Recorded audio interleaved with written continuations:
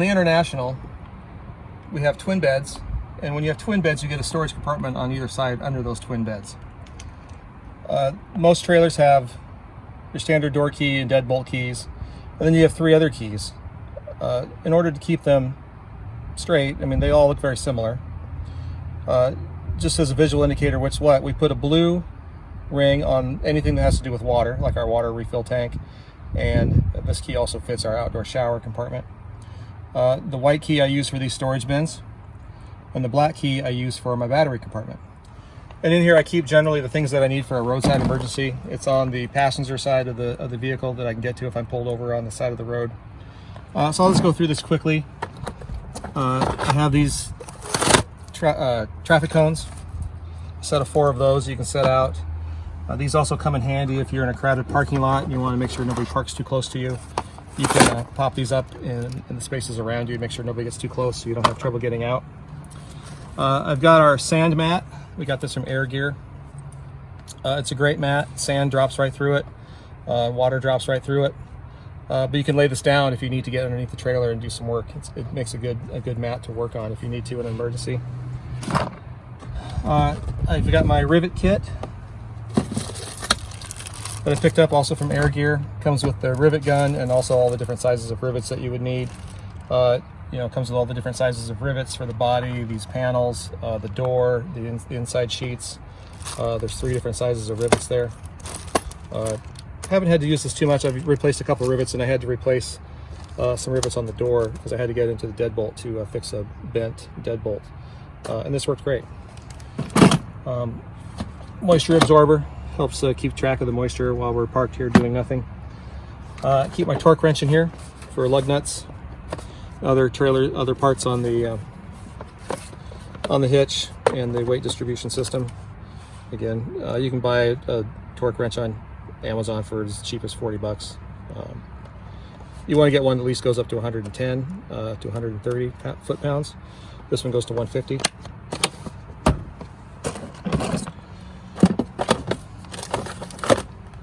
Also, one problem I've noticed, and I've seen some videos on this, is if you put TPMS sensors on your rubber air stems, after some number of miles, hundreds of miles, thousands of miles, as you're driving, those will bend over and bend out due to the force of the rotating tire and the wind hitting it, and they can actually break and air will leak out.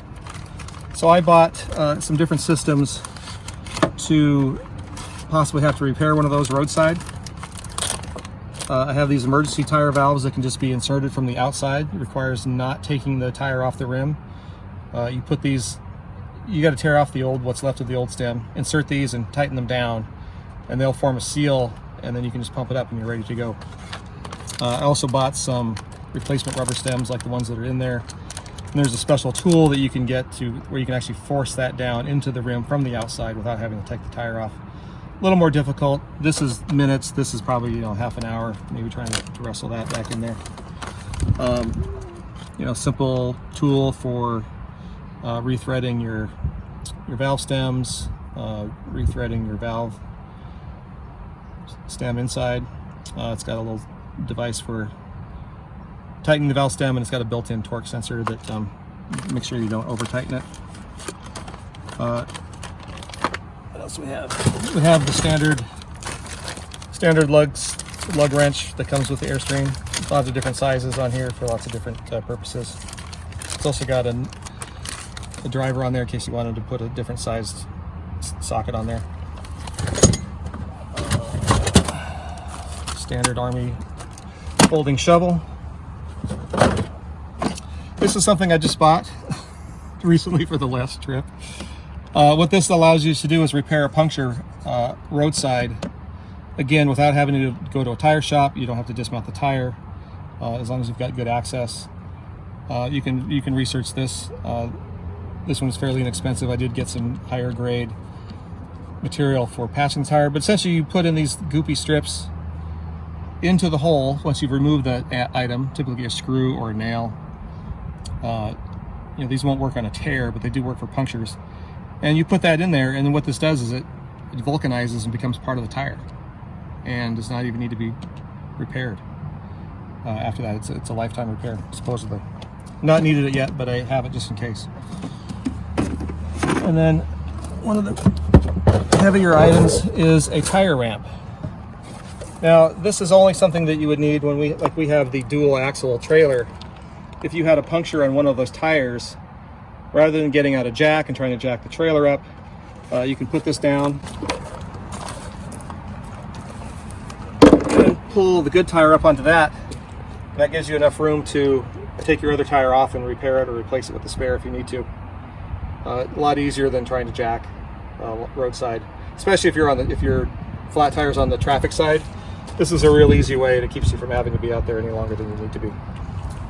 So that's about it for this side of the bin. Here we are on the road side of the International 23 FB Twin. Once again, I color code my keys: blue for water, black for battery, white for storage compartments. So we'll take a look and see what I keep in this bin. So this bin I generally use for things that are related to water. I keep in here these coiled hoses that we got from Air Gear, 25 feet each. They come in a lovely storage bag. I generally keep 2 of those. Generally haven't needed them for length, but they do connect quite nicely. I keep 2 of them basically for redundancy. I've had hoses leak on me before. This is our Blue Tech R2 2-stage filter system. We've used this at several campsites. This water, after it goes through this, actually tastes better than it does at home. It's a really, really good. They make this in a 3-filter system also for more money, of course, but the two filters has been plenty for us.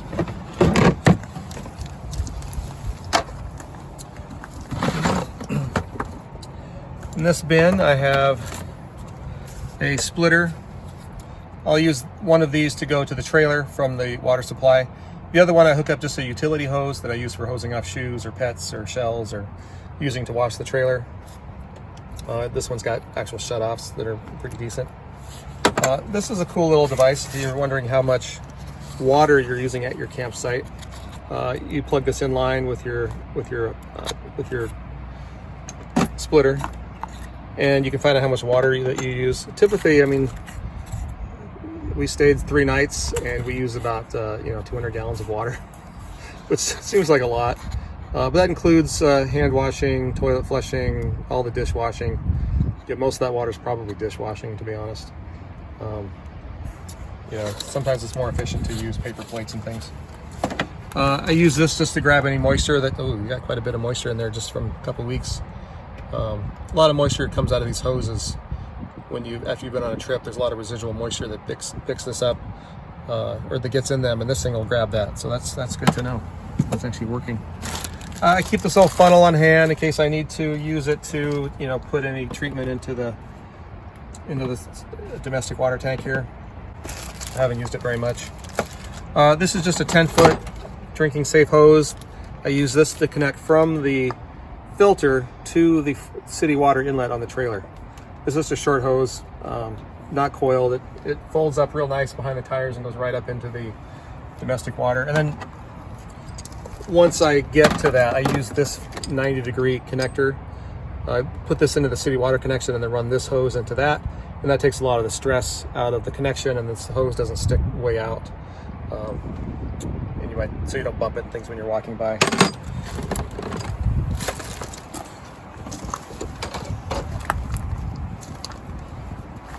Also, I keep this in there. I use this. This is just a gallon jug. Typically what I do is I put my tank treatment in there. You're supposed to pre-mix it with a gallon of water, so I'll put a scoop of Happy Campers in there, shake it up real good, and I dump this down the toilet. Also, if we're parked someplace where we don't have a sewer connection, I'll put a gallon of this into the gray water tank also before we start using it.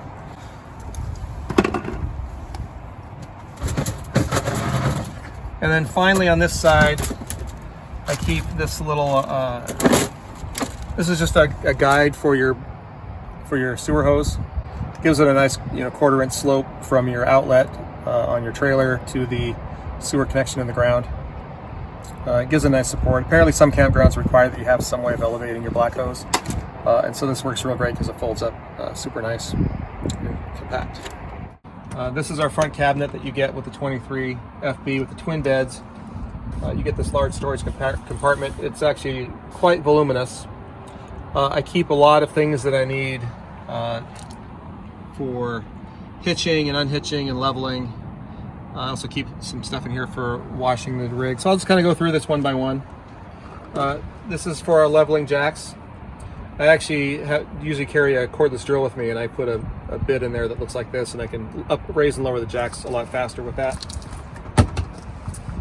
First bin has miscellaneous things. It has the gas hose or the front LP connection if you want to hook a barbecue. It's got the manual raising and lowering device for the tongue jack. It's got this electrical connection if we ever had a problem with our automatic awning. There's a way you could manually override that to you get it hooked to a battery, and you can manually raise and lower the awning. I carry these pool noodles for in case I need them for something. These two short ones I actually put down here on the sway bar connector so I don't wreck my knees on those. I've hit my knees on those a couple times. So if we're parked somewhere and I gotta get into the front a lot, I'll put those on there to protect my knees. Just a standard drill bit kit in case I need to drill, drill opening an opening for a rivet, or need to make some other repair that might involve a drill. A handful of zip ties, battery charger for my pump and my cordless drill, tire tread gauge, not actually needed that, probably won't. Trailer tires, these trailer tires tend to wear out by age more than miles. This is just a 7-way connector, so if you're having problems with your connections, you can diagnose where that problem's coming from. In here, I've got some parts for the load distributing hitch. And then I carry just a variety of sockets that I need for different things on the trailer. This is for the hitch assembly. This is for the lug nuts on the trailer. This is that bit that I use for raising and lowering the leveling jacks with the cordless drill. Little T9, liquid T9 lubricant, use it for all kinds of things. I carry the little bottle, so I don't need to carry the big spray bottle. Usually you just need a little bit because something's squeaking or it's stuck, and this does a good job. Extender for the lug nut wrench and socket. In here I carry a little bit of dielectric grease, which you can put on your electrical connections so that they don't corrode. It keeps you from having to clean those regularly. And that is about it for this bin.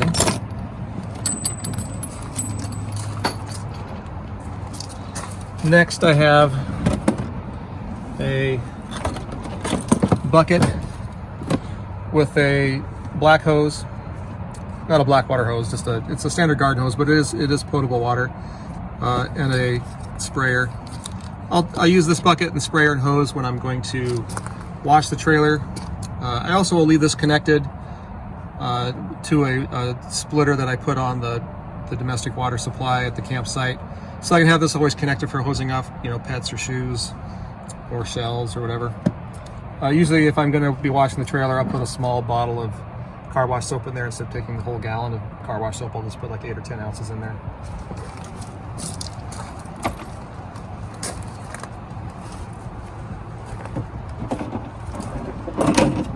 Next up, I just got the cheap wheel chocks, standard for locking your trailer when you're parked.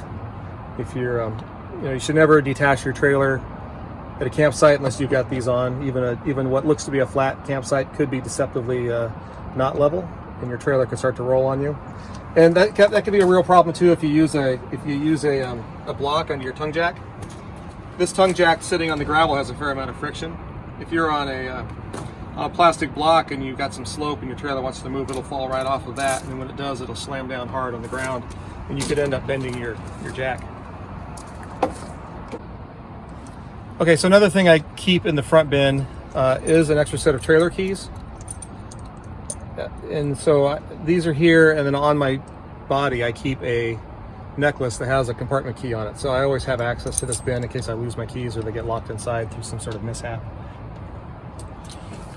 Next item in here is just a standard set of leveling chalks.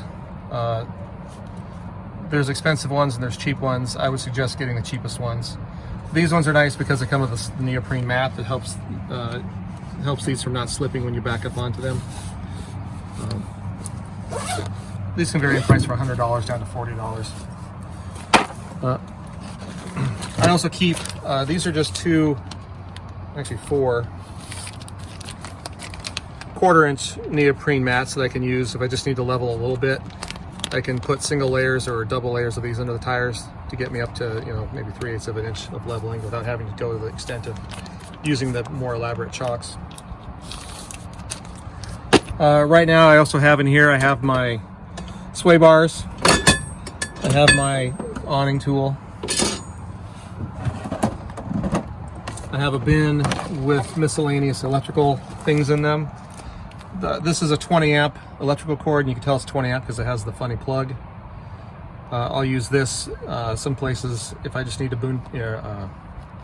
if I just need to hook up to a regular outlet or I want to plug into my battery system. I can use this with a 20 amp plug.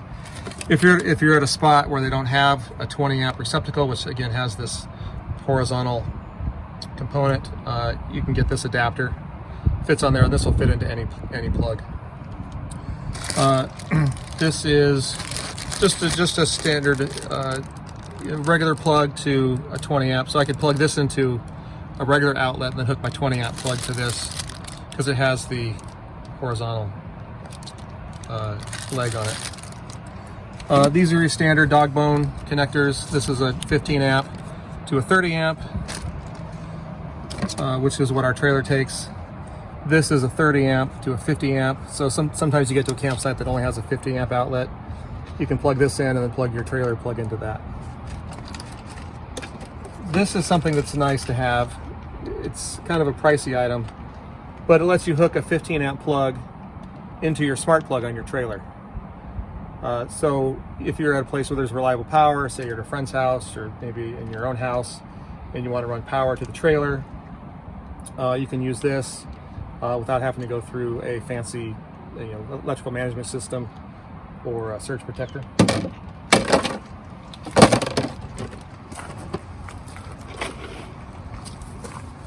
And then finally, way in the back, is my power cord, trailer power cord that came with the trailer. Again, we have the smart plug. It goes into a 30 amp receptacle right here. And again, you want to have good quality EMS. This not only handles surge protector but also monitors the power, makes sure the polarity is correct, makes sure the power is stable. We just found this out recently, when you plug this in, apparently this will analyze the power for up to a minute before it actually will pass power through to your trailer. There's been a couple times where I plugged in the trailer and thought there was something wrong because I wasn't getting power. But by the time I went and checked on this and then got back to the trailer, everything was fine. Live and learn. And then we also got this lovely power cord case from Air Gear, which makes a nice storage compartment. Makes it easy to keep that cord clean, and it keeps everything together and keeps it from shifting during transport. And that is this bin. This is the rear bin on our International. It's a wet storage bin. Things that are in here get wet. This is where I generally keep things that I don't care if they get wet. They're generally dirty. I keep in here, we have these blue bins. I keep my sewer gloves. These are the gloves I put on if I'm dealing with the Blackwater dump station. I'll put those on. Put rubber gloves underneath just to be safe. Over here I have clear elbow that connects from the black hose into the sewer dump. Lets you see what's coming out. it's important to have that when you're flushing your black tank. You can make sure your black tank is flushing totally clear and there's no debris in there whatsoever. This is just a little 45-degree elbow that connects from the trailer to your black hose. Kind of takes some of the stress out of that black hose. One thing you don't want is your black hose to fatigue and rip in the middle of a camping trip, especially in the middle of your camping site. That would be a huge disaster. And again, this window helps you make sure that your black tank flush is totally clear. It's just nice to have. And then these are some wrenches made by Camco. It fits their Camco fittings. Helps you get a good grab on them when you're trying to tighten them or take them off. And again, I keep these in a blue plastic bin so they don't roll around in the back while we're traveling. And again, everything in here gets wet. I mean, this bin here right now has water in it from the rain. And it all just runs out the bottom. And that's it.